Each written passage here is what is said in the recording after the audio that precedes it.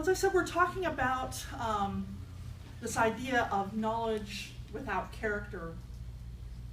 And according to his grandson, Arun Gandhi, his grandfather told this story. He said, "Our obsession with materialism tends to make us more concerned about acquiring knowledge so that we can get a better job and make more money. A lucrative career is preferred to an illustrious character. And our education centers emphasize career building and not character building." Arun said, "My grandfather used to tell me the story of a young man who was an outstanding student throughout his scholastic career. He scored A's in every subject and strove harder and harder to maintain his grades. He became a bookworm. However, when he passed with distinction and got a lucrative job, he could not deal with people, nor could he build relationships. He had no time to learn these important aspects of life, and consequently, he could not live with his wife or children, nor work with his colleagues. And his life ended up being a misery. All those years of study and excellent grades did not bring him happiness. An education that ignores character building is an incomplete education."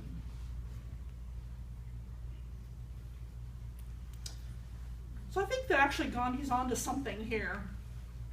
You know, we teach a lot of math, right, and reading and history and science in our schools, and all the way from grade school all the way through college, and there's a lot of knowledge to impart, and that is a good thing. But we rarely learn specifically things around character building, except often as it might be somewhat incidental or part of the experience, like when someone has an amazing teacher who maybe supports or challenges them, and I think we probably all experienced that in some shape or form. And I remember when you remember a couple of careers back before I was a minister, I studied archaeology. I was in graduate school at Bryn Mawr College and was doing really well. I got scholarships and Fulbright and everything like that. And I got to the point, though, when I realized that I was miserable just trying to stuff all this knowledge into my head. I had enough self-culture and awareness to know that that was part of what was going on inside of me. And so I decided to make a change. That's that power, that self-forming power that Channing talks about. And I was just leaving just before I was going to work on my dissertation, so I passed my doctoral exams. I'd gotten really far, and I was really nervous to tell the chair of the department because they had invested a lot of money in me. And so I remember calling up, Professor James Wright at Bryn Mawr College. He's still there, that's his photo, I love it. And I remember as my voice was shaking as I told him, because I was so nervous about disappointing him. And I remember he said this to me. He said, "You know, we have two goals here at Bryn Mawr. The first is to have you create a contribution to the field of study of which you're in. And the second is that you become a better human being. And if we've accomplished just half of that, then we count ourselves lucky." And I remember it was an incredibly gracious thing to say. And I remember being like, "Oh, yes, of course. You know, you've done that, right?" It was a very gracious thing to do. And I remember, though, thinking about that afterwards and after reassuring him that, yes, you had made me a better human being. Well, had they? How had Bryn Mawr actually maybe contributed to my self-growth or my self-culture? Had it taught me to be a better person? I realized that it kind of did. It did teach me to be more collaborative. So, for example, at Bryn Mawr, they didn't have grades, which was very unusual. They had, instead, you had got satisfactory or unsatisfactory, and you got then a big write-up on why one was the other, or one or the other. And that was the idea, was that they didn't want to create too much competition. They wanted people to share information. And in fact, they had us work on projects together with other graduate students. And they loved to throw me and Sean Hemingway together because they loved to say, "It's Sean and Sean." Yeah, right, thanks. He was actually great to work with. But they wanted us to be collaborative. They wanted us to work together. The second thing I remember that they taught me was they taught me to actually think for myself, which is actually, quite frankly, a rather unique thing to do in this day and age at a lot of colleges. I remember studying some pieces, and they would say, don't go to the secondary sources and say what they wrote about it first. Get your own impression. Write out your own description and see what you see first, and then go and see what other people see. And that actually allowed me to create a master's thesis that was unique and actually publishable, which was very unusual at the time. And then I think the final and third thing that Bryn Mawr taught me through Professor Wright was they taught me to be gracious when they're disappointed. So I think that they actually did contribute in helping me become a better human being, to build that character, right? Because teaching isn't always just about knowledge. I think that these things can often be about building our character. So, but what is character? What do we mean by character? That's kind of a word we're going to say, oh, he's such a character. That's kind of not what we're talking about. I'm not talking about character in a play. But Abraham Lincoln, he has this famous quote. He said, character is like a tree and reputation like its shadow. The shadow is what we think of it. The tree is the real thing. I kind of like this image of character as a tree, because building character is really, it's a growth process, right? You aren't just born with it. It's one that lasts a lifetime, and you keep adding to it like rings on the tree. You're never actually done. And it does take some care and maintenance. It does need to be watered. And I think that if we're going to look at I looked at different definitions of character. Now, most people probably, when they're thinking of things like trustworthiness, honesty, dependability, unselfishness, generosity, that kind of thing. And that kind of all comes down to personal integrity. You do what you say you will do, you're being honest, you're being direct, that kind of thing. That's someone of good character. Another definition that I've seen out there, which I think is kind of interesting, is when your actions and your values align, right? Sort of like in our story. If you're going to call yourself an apple tree, then maybe you should produce some apples. If you're going to be a good man, well, then maybe you should help someone out. It's sort of like being authentic. But then I thought, if I think of character as something as a good thing, like good character, right? What if you have bad values and those align? Maybe not quite. There's another definition that I've seen, is what you do when no one is watching, right? I have to admit, I have this little test about people's character when I first meet them. How do they treat the waiter or waitress if we meet them for lunch, you know? I think we all know good character when we see it. It's something that we see someone innate almost in someone. And interestingly enough, I thought this was kind of fascinating. When you think about it, as much as we invest in knowledge and passing on knowledge in our education system, as much as we value it, right? We give people good jobs because they've got all this great knowledge. We pay people more, that sort of thing. What we really love is stories that look at character building. Not at knowledge building, but at character building. If you think about all the Academy Award-winning movies, almost every single one of them is about someone who changed, who built their character, became a better person, with the one exception of Chicago up there. If you've ever seen the movie Chicago, there was no redeeming characters in this movie. No. But it's absolutely fabulous if you haven't seen it. It's absolutely wonderful. The music totally makes it. So, but it is sort of an interesting thing. We love stories about Schindler's List, Rocky, Rain Man, I mean, you name it. We love watching people learn and grow, not just knowledge, but in their character. They become better people. I think it's because we can kind of relate to that kind of growth. And that's hard to teach, right? We've all had character building experiences out there. And you can't really teach experience. That just comes if you have what Channing described as the means to self-culture, the ability to look at your life and then to act on what you want to change. Then you can build your character. But that in and of itself can be kind of a hard thing to teach. I know that the military, for example, they try to do that in sort of their boot camp. The idea of they're building up your character when they basically tear you down. Because they want to know, how are you going to act under adversity? Do you have the character? And they're going to try to give you that character to build yourself back up. We can argue about how well that actually works, but that's sort of the idea behind it. But teaching character building is not impossible. In fact, it's quite easy if you know how. Because I remember I saw so much character growth in people in my seminary during my years there, and I grew tremendously, far more than I ever saw in my first graduate school. And it wasn't because we studied the Bible or learned Bible verses.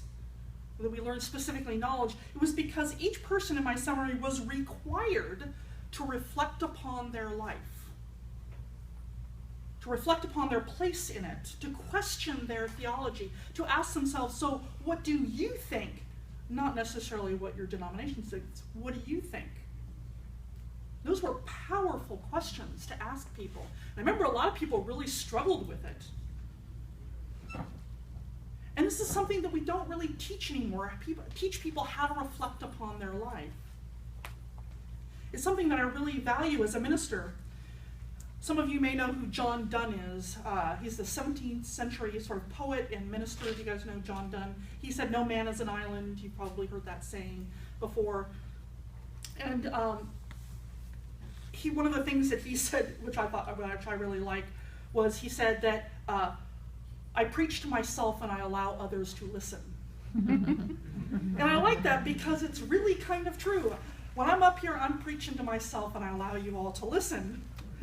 But I think it's one of the reasons why coming to church and worship is really important, because part of what I, and hopefully other ministers, are trying to do is to get you to access your own wisdom and to reflect upon your own life. It's one of the reasons why I think we go to these movies. We see some of ourselves in that. We often ask those questions. And I share my life with you all because, like those Oscar movies, I hope you can relate to them. Not that I think my life is an Oscar-winning movie, mind you, but, you know. Sorry, I lost my place here.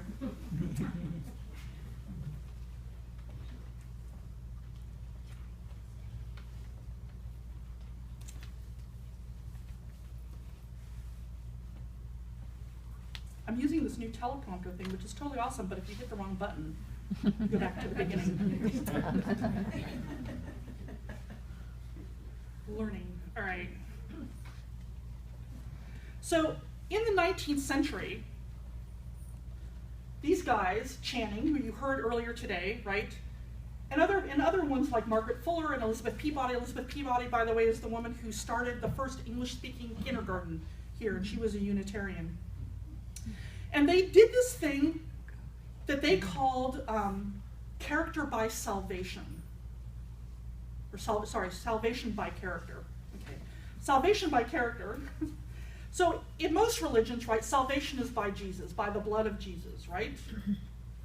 But in Unitarians, because they didn't believe that Jesus died on the cross to save everybody from their sins, they didn't believe in that. Instead, they believed that you were saved, that is, you were made whole.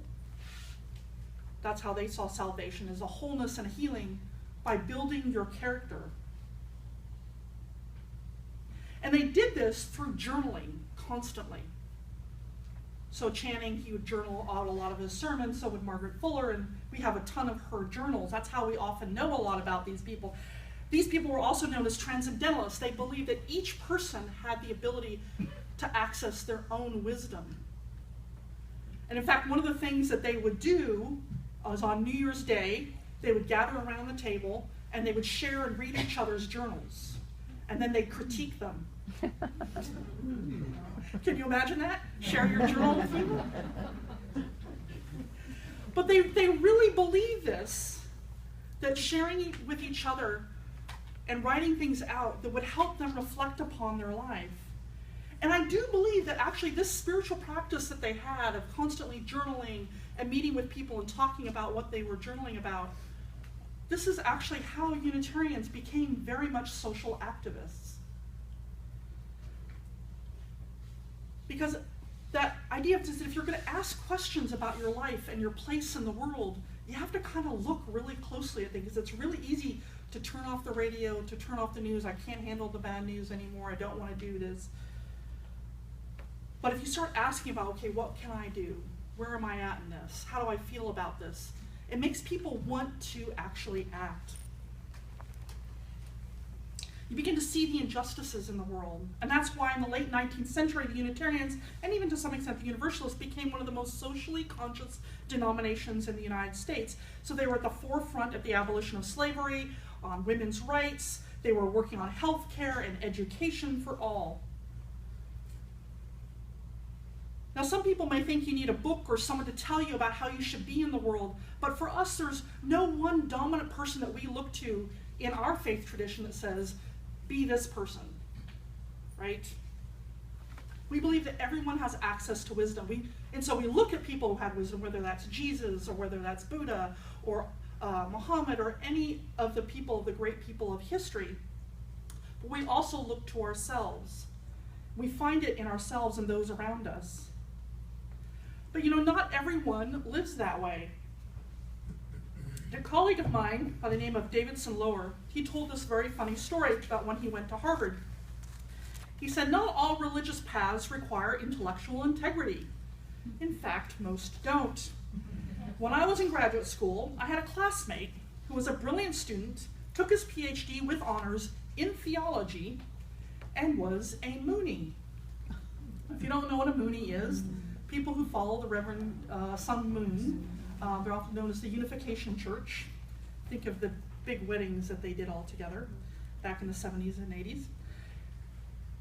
And Lower goes on, he says, my cognitive dissonance, I like how he said it, cognitive dissonance finally got so loud, I asked him over lunch one day how he could possibly keep the things he learned in his PhD program in the same head with the things the Moonies taught him without splitting in half.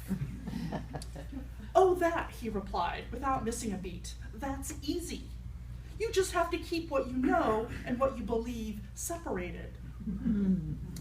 As I gagged on my calamari, he added, there's a lot of that going on,